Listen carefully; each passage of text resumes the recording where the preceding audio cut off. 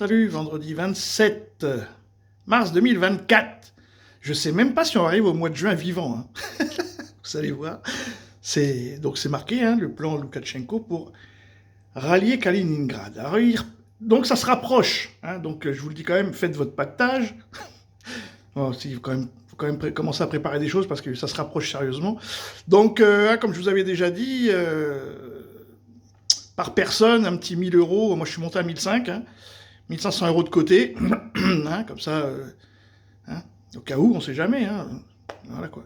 Ceux qui ont beaucoup d'argent, des petits lingotins, pièces d'or, vous avez vu, hein, l'or a atteint son paroxysme, et tout ça, quoi. Donc, ça pète de tous les côtés.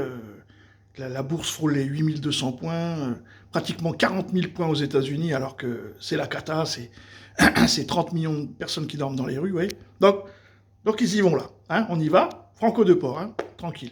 Donc, du coup, comme c'était trop loin, parce que ça ne concernait pas assez les Européens, vous voyez, un Brestois, ce qui se passe en Ukraine, même un Français en général, il s'en bat les couilles, quoi. Bon, voilà. Du coup, il nous rapproche une histoire, qui là c'est beaucoup plus près.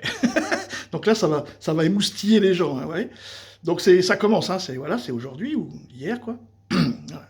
Donc, jusqu'à présent, on va avancer un peu, hein, parce que ça va être une vidéo, je vais couper, hein.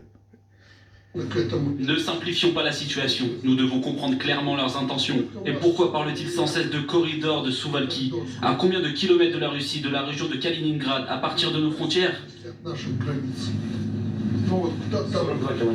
42 km. À vol d'oiseau et au-delà de la frontière, environ 90.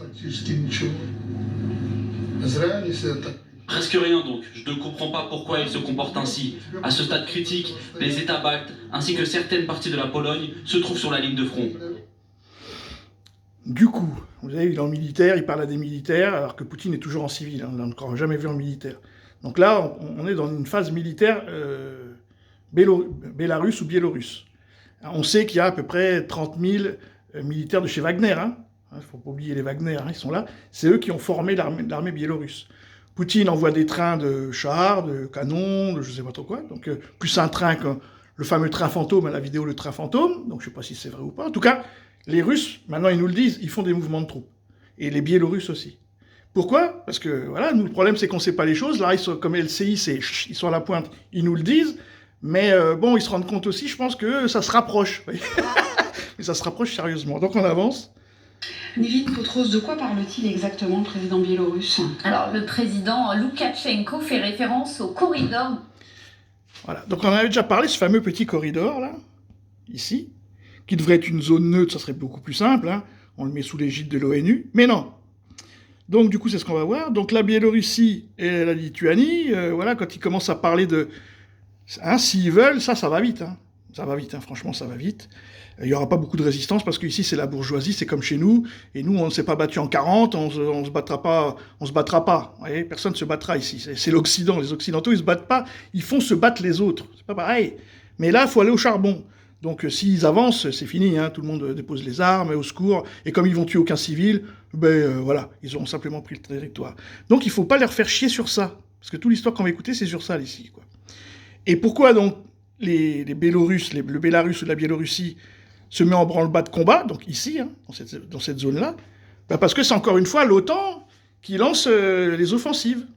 De Suwalki, c'est cette petite bande de terre qui sépare donc la Pologne de la Lituanie et qui relie la Biélorussie à l'enclave russe de Kaliningrad. C'est vraiment tout petit, hein, c'est à peine 85 km de long, 65 km à vol d'oiseau, et jusqu'à présent, ça ressemblait à ceci, des forêts, des petits villages, des champs assez... La campagne, quoi, c'est sympa, assez joli, mais depuis le début de la guerre en Ukraine, et bien évidemment, la donne a changé. Les autorités lituaniennes ont décidé d'y construire une clôture montée, vous le voyez, de fils barbelés et pour côte. Donc du coup, forcément, à partir du moment où vous fermez la seule route d'accès, donc vous faites l'enclave, vous enclavez un pays, Kaliningrad, forcément, vous activez la Russie, vous activez la Biélorussie, c'est leur terre, c'est à eux, c'est un truc de fou de faire ça. Donc évidemment, la guerre se rapproche.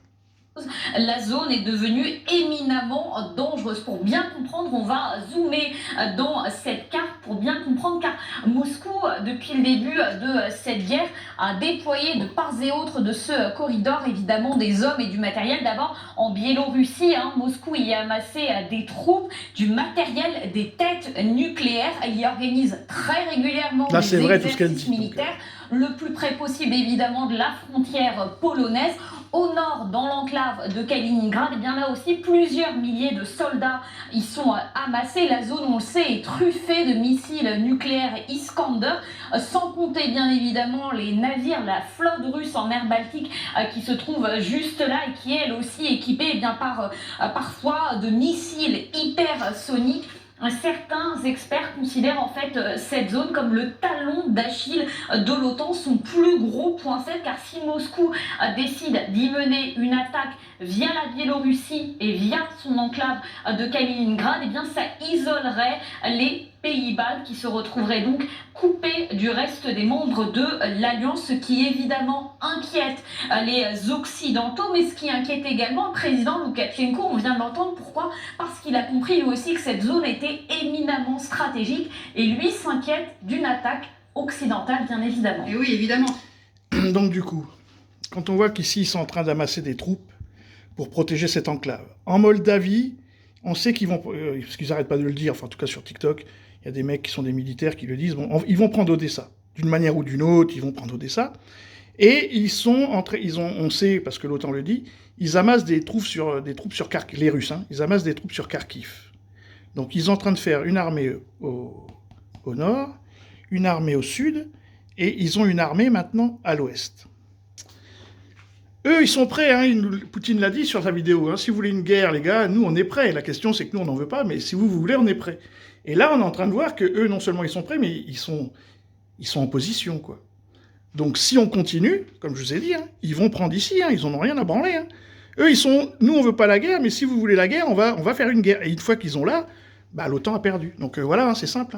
Maintenant, comme nous, on va pas vouloir perdre, la théorie Samson, là, on détruira tout, les psychopathes du Talmud, là, on y est. Donc c'est pour ça que je vous dis, préparez votre pactage, un petit peu d'argent de côté, voyez, cherchez les médicaments. J'ai une copine qui m'a dit, ouais, j'étais en pharmacie et tout.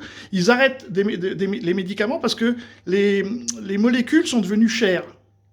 C'est ce qu'il lui a dit, la pharmacienne. Elle m'a dit, oui, j'ai posé la question, elle m'a dit, oui, mais les molécules sont devenues chères, donc du coup, on prend plus, donc on crée une pénurie. C'est un truc de malade. Comme on est chez les fous, on va aller au bout. Donc quand même, préparez-vous, voilà, on va suivre on va suivre la formation, mais on voit bien qu'on y va tout droit quand même.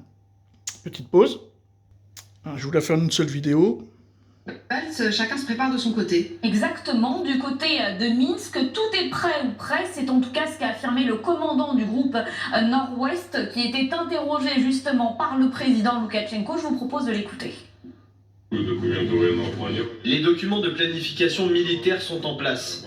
La préparation au combat, la formation du personnel, tout cela est conforme aux instructions et est actuellement exécuté sur ordre du ministre de la Défense, y compris la préparation des fortifications dans les régions. Nous ne nous contentons pas de nous rendre dans les zones d'entrée sur le terrain et dans les zones d'exercice. Nous sommes sur les terrains réels où les officiers se familiarisent avec le paysage, les routes, les emplacements stratégiques, afin de prendre des décisions éclairées et d'être prêts pour les scénarios de combat réels. Vous avez vu là depuis quelques jours les balaises qu'on nous présente là, que ce soit des Biélorusses ou que ce soit ou même des fois les Ukrainiens ou des Russes. C'est des mecs d'1m90, 120 kilos. On a vu les policiers du FSB, là, c'est que des balaises, un truc de fou. Et c'est un peuple comme ça, c'est-à-dire que c'est pas exceptionnel. Quand on s'intéresse au sport de force, les Russes, ils sont présents. Donc, Biélorusses, Russes, même les Polonais, on est chez les balaises, quoi. Et nous, on a des danseuses. Alors, je suis désolé pour les militaires, mais il y a beaucoup de danseuses, des petites nanas, je sais pas quoi, et tout ça, quoi. Là, c'est des ours. Et il y en a beaucoup. Donc, faut quand même, réfléchir.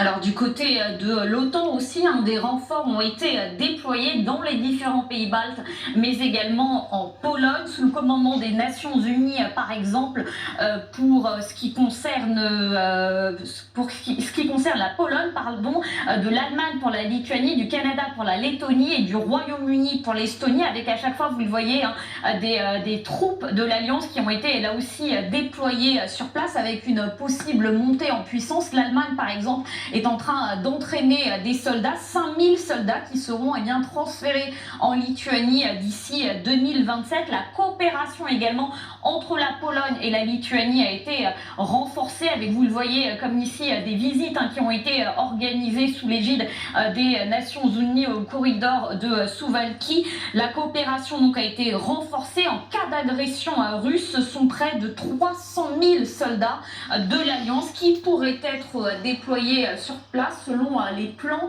de l'OTAN dévoilés par l'Allemagne il y a quelques semaines de ça. Merci beaucoup, Nivine, pour toutes ces précisions. Alors, c'est vrai que c'est une zone qui... Bon, on va voir s'il y a quelque chose d'autre, mais normalement, c'est fini.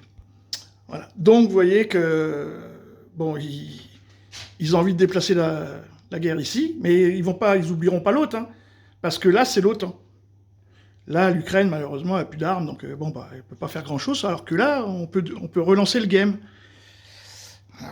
Comme faut comprendre, ils nous ont dit, ils nous préviennent quand même, Macron, bon, c'est l'austérité, je sais pas quoi, fini le plein emploi, les vieux, vous allez retourner au boulot, peut-être dans les usines d'armement, on construit des armes, on fait la réquisition, tout est en place quand même, c'est pas, on n'est pas dans le délire, ils vont le faire, on est dedans, faut prendre conscience que on est en guerre, quoi, voilà. Donc 1000, 1500, 2000, 3000 € de côté si vous pouvez, sans limite, nos limites.